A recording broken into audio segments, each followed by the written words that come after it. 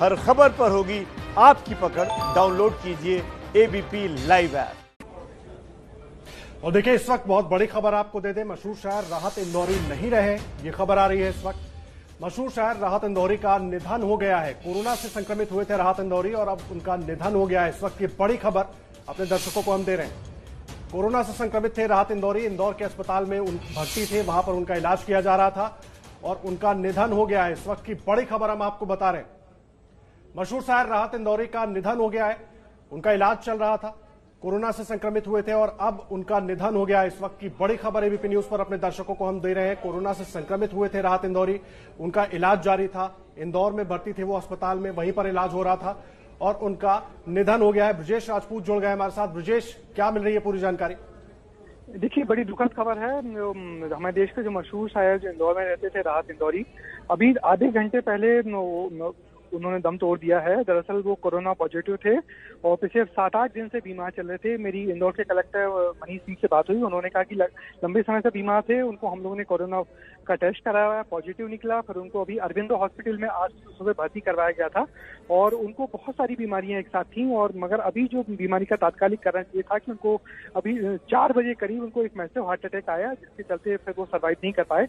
उनको डायबिटीज भी थी, हाइपरटेंशन भी था, प्रोएक्टिव भी थे और बड़ी बात यही थी कि कोरोना पॉजिटिव निकले थे। और आज सुबह ही उन्होंने अपने ट्विटर हैंडल से अपने सारे चाहने वालों को खबर दी थी कि मैं कोरोना पॉजिटिव हूँ, अस्पताल में भर्ती हूँ, मेरी अच्छी सेहत के लिए दुआ करो। मगर बहुत अफसोस के साथ कहना पड़ रहा है कि थोड़ी देर पहले ही राहत इंदौरी साहब हम सबके बीच नहीं रहे। जी ब्रजेश, बहुत मायूस करने वाली खबर है, बहुत दुखद खबर है उनके तमाम फैंस के लिए। निश्चित ही उनकी उम्र 70 साल थी और वो एकमात्र ऐसे शायर थे जो इंदौर में रहकर पूरी दुनिया में अपनी शायरी का परचम लहराते थे और उनके चाहने वाले उन्हें बहुत उनको बेशब्दी से याद करते थे। उनकी जो जितनी गजलें हैं, जितनी शायरियां हैं, वो सबको लोगों को जुबान पे याद रहती थी और वो आवाम के शायर कहे जाते थे। उनके गाने का एक अपना खास अंदाज था, शायरी सुनाने के अपना एक अंदाज था, जिसके चलते वो बहुत अपने लोगों के बीच में, अपने चाहने वालों के बीच बहुत पॉपुलर थे, बहुत लोकप्रिय थे। और आज ही सुबह उन्होंने ट्वीट करके अपनी सेहत की जानकारी दी थी और बताया था कि मैं कोरोना पॉजिटिव हो गया हूँ, मैं अस्पताल में भर्ती हो गया हूँ और मेरी अच्छी सेहत के लिए आप सब दुआ करिए। मगर अफसोस कि वो सरवाइव नहीं कर पाए और चूंकि उनको लंबे समय 5-6 दिन से बीमार चल रहे थे और शायद थोड़ी लापरवाही हो गई उनको समझने में कि कोरोना का इलाज वक्त पे नहीं हो पाया और उनको जो और दूसरी बीमारियां थी, बहुत डायबिटिक थे। मेरी जो डॉक्टर से बात हुई, डायबिटिक भी थे, कार्डिक अटैक आया उनको, जो उनकी तात्कालिक मौत का कारण बना। मगर वो कोरोना पॉजिटिव पाए गए थे, जिसके चलते उनको कोरोना का इलाज भी चल रहा था। जी तो देखिए, इस वक्त की बड़ी खबर हम आपको बता रहे हैं। राहत इंदौरी का निधन हो गया है, कोरोना से संक्रमित थे।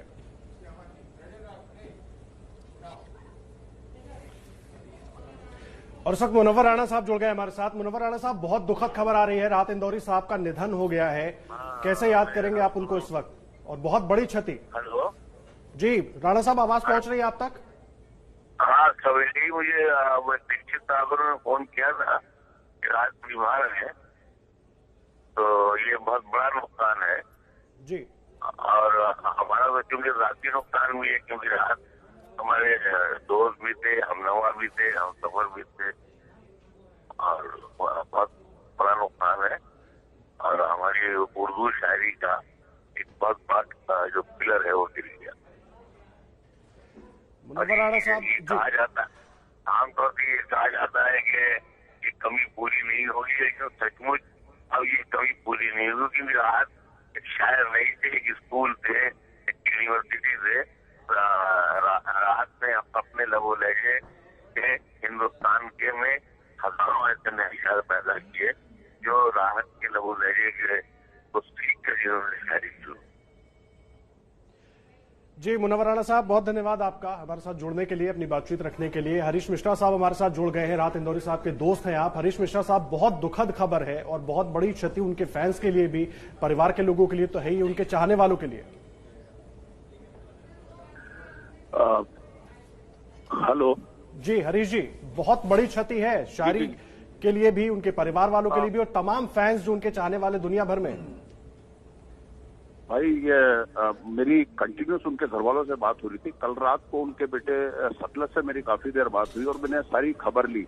और जब डॉक्टर ने बताया कि निमोनिया, तभी मुझे थोड़ा सा डाउट था कि ऐसा नहीं हो कोविड, और तब तक रिपोर्ट आई नहीं थी।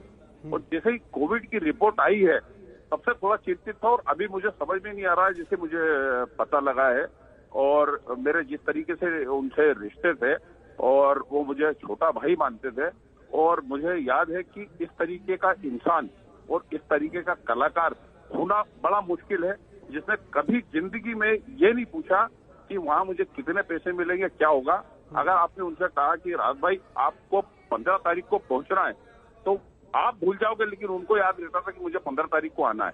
मेरी अभी लास्ट में हम दोनों ने साथ में यात्रा करी थी, और जब वो शायर बनना चाहते थे तो उसके पहले सबसे पहले जब वो छोटे थे तो मैंने उनसे पूछा कि भाई आप शायर कैसे बने, तो बोले, उन्होंने किसी बड़े शायर का उस्ताद का नाम लिया और उन्होंने बोला कि आप कम से कम 500 शेर मुझे सुनाइए तब आप शायर बन पाओगे। बोला आप 500 की बात कर रहे हो, मुझे 5000 शेर याद है।